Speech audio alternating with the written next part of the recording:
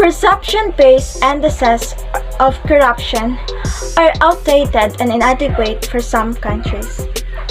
Corruption Perception Index or CPI ranks countries' territories based on how corrupt a country's public sector is perceived to be. It is a composite index or a combination of polls drawing on corruption-related data from expert and business surveys carried out by a variety of independent and reputable institutions. The CPI reflects views from around the world, including those experts living and working in the country or territories evaluated. A senior part of an international anti-corruption agency, Start Galeman, argued that CPI had greater impacts than just a powerful message. Some officials could be promoted, while others could lose their jobs. Foreign investors could increase investment or pull them from a specific country, even in few extreme cases. A bad CPI score could contribute to pressure for rulers to resign. Perception-based indices are outdated and inadequate in some countries. So when we say outdated, it is out of date. So as stated in the CPI or the Corruption Perception Index, no country gets full marks on the CPI. The top performing countries have several democratic attributes in common that contribute to their high scores. This includes strong institutions, rule of law, and high levels of economic development. As a measure of public sector corruption, the CPI rewards countries where rates of bribery, diversion of public funds, conflicts of interest, and other forms of corruption are perceived to be the lowest within the government. Yet, that doesn't mean that these countries are corruption-free. It isn't enough for the top-performing countries to lead by an example with a clean public sector. They have to become leaders across the board. In our interconnected, globalized world, no country should take a good CPI score alone as a sign that they are doing enough to combat corruption. It is difficult for a single number to reflect as a large and complex an issue as corruption. The CPI shows only part of the picture. Private sector corruption and cases of money laundering are another large piece.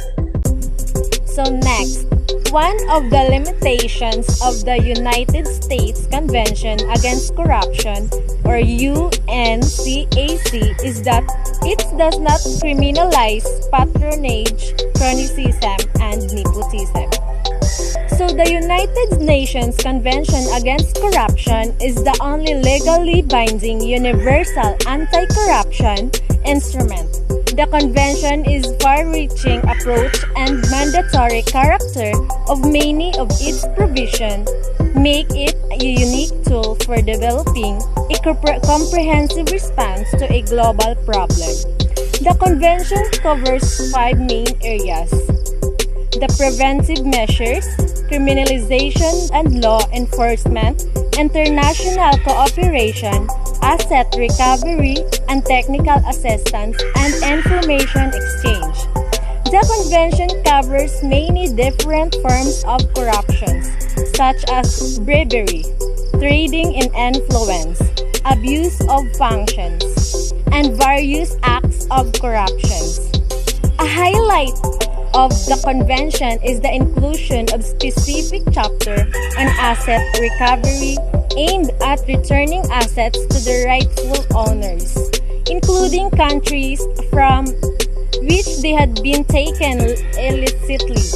The vast majority of United Nations member states are parties to the convention. So the convention covers the 5 main areas. First, preventive measures. An entire chapter of the convention is dedicated to prevention with measures directed at both the public and private sectors. Second, criminalization and law enforcement measures. The convention requires countries to establish criminal and other offenses to cover a wide range of acts and corruption, if these are not already crimes under domestic law. Third, international cooperation. Countries are bound by the convention to render specific forms of mutual legal assistance in gathering and transferring evidence for use in court to extradite offenders. Next, asset recovery. A highlight of the convention is the inclusion of a specific chapter on an asset recovery aimed at returning assets to their rightful owners, including countries from which they had been taken illicitly.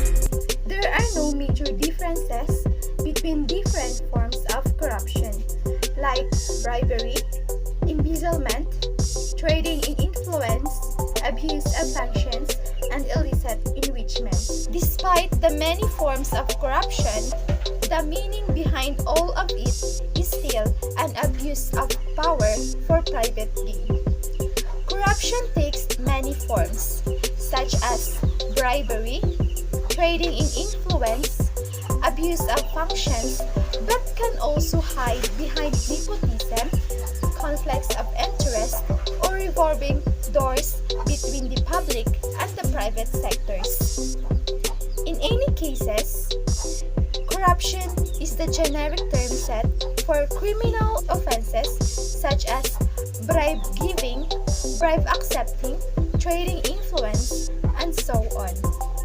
Beyond the numerous forms of corruption, the bottom line is that it is still part and considered as corruption, which someone is entrusted with something valuable such as funds, properties, or investments that has taken it for himself or herself or routed it to some third party for the expenses of others.